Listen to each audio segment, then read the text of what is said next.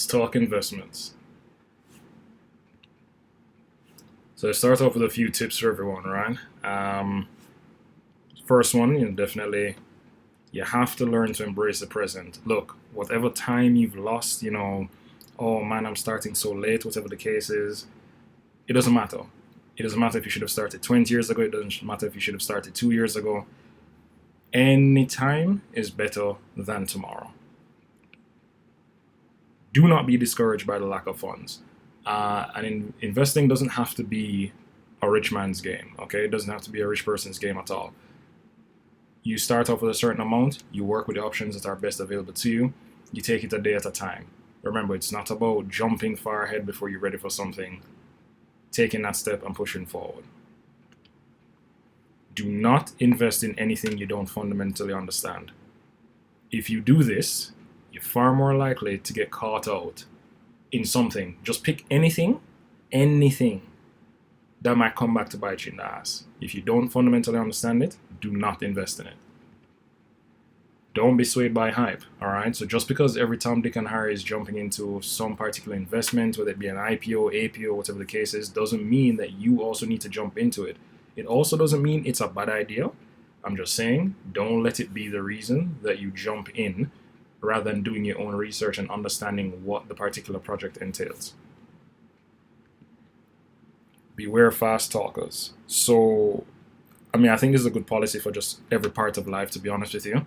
Fast talkers exist for a reason. They want to make sure that you only hear the parts that they want you to hear, the parts that they want you to focus on. Usually a good way to spot when something is probably missing some kind of catch or something that you just can't put your finger on. Beware the fast talkers. If it sounds too good to be true, it just might be. And I'm just going to leave that one there. Diversification is key. So a big part of investing is understanding that, certain things have higher risk. Now, higher risk, does mean greater reward, but you want to have diversification so that in case one investment probably starts to go downhill, you have others on which to fall back and they kind of keep you afloat, keep you even, at bare minimum.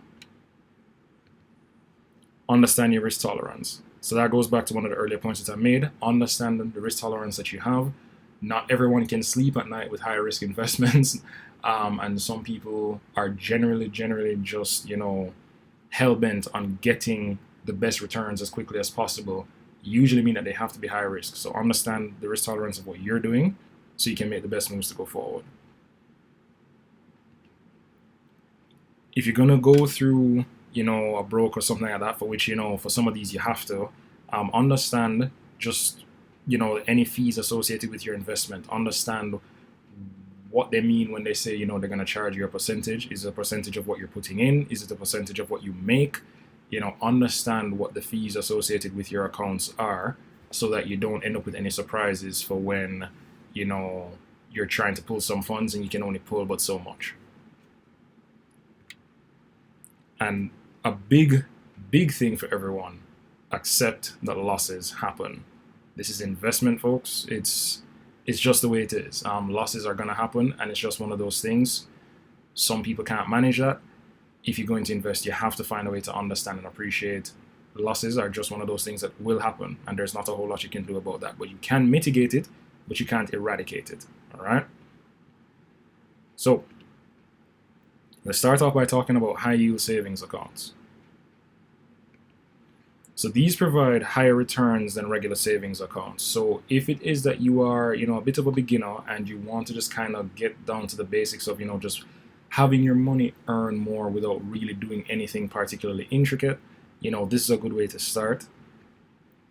It allows you to still have access to your funds. So yeah, you can, some banks locally might offer it. Some of these banks, I think a lot of these online options are definitely pushing a lot of them. A high yield savings account really is just there as a nice starter option for you to earn more than you traditionally would.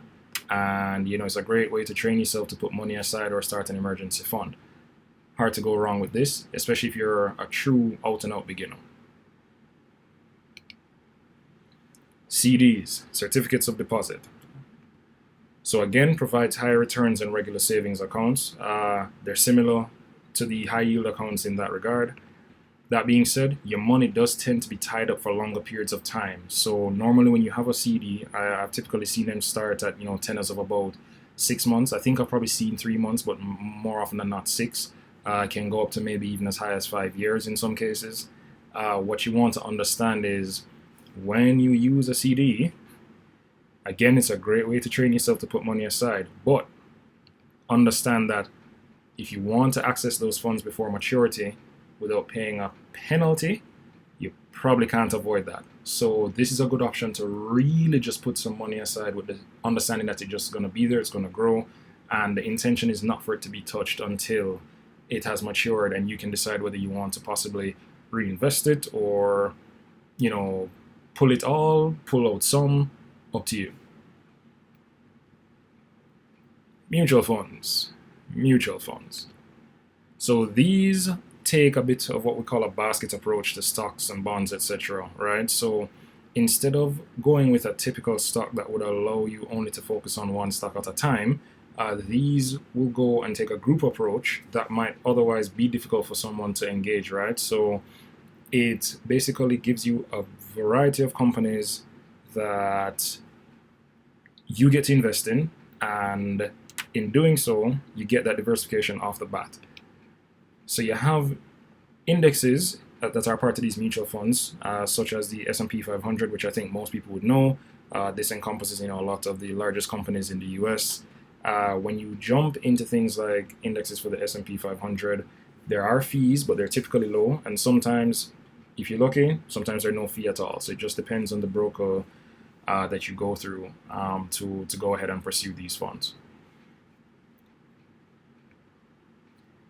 In having no fees, by the way, this of course allows you to retain greater returns and have a greater wealth generation.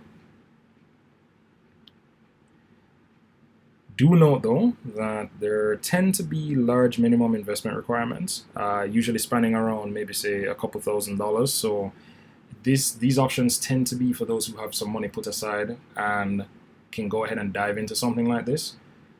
Just to keep that in mind, but I do like mutual funds in terms of the diversification. I think that if you can pull it off, it's worth giving a try as a long-term investment strategy.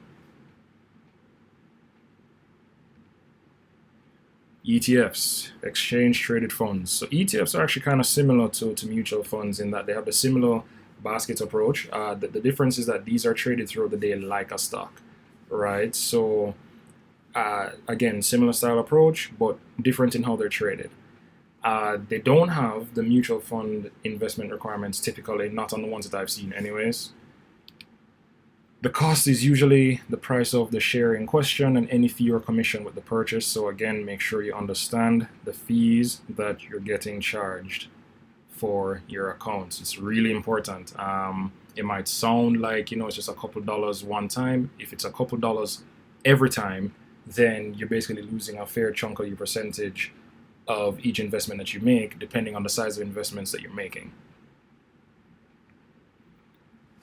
Some brokers might even allow for fractional share investing, which actually allow you to start for even less. So again, it's about making sure you do the research, understanding the different funds that are available, and seeking advice as well if you need it, and taking your pick.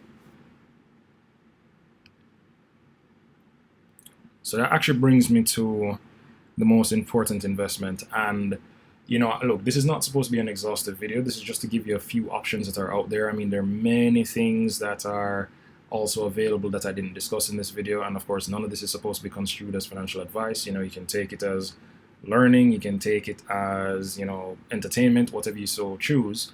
And, there are a lot of resources out there. You can check out things like Investopedia, Bankrate, a whole lot of things and a whole lot of people that you can call upon to get this information. It is very much out there. But this particular investment, I definitely want to talk about it because it is critical, and that investment is you. There is no bigger investment than yourself, okay? If what's important to you is getting into investing, then take the time and do that. But in terms of investing your time and in terms of investing in yourself, whether you want to get further educated, that can be formal education, that can be informal education. I'll probably do a video in terms of, some of the various courses out there that might add some value to people's lives that, typically don't fall in the realm of what we call traditional schooling, but no greater investment than yourself. Anytime you take some proper investment into yourself, that is only for your betterment, only to drive you forward. And I highly encourage all of us to go ahead and take this approach. Make sure that if you're making any investment at all, you are also being invested in as well. I'll catch you on the next one.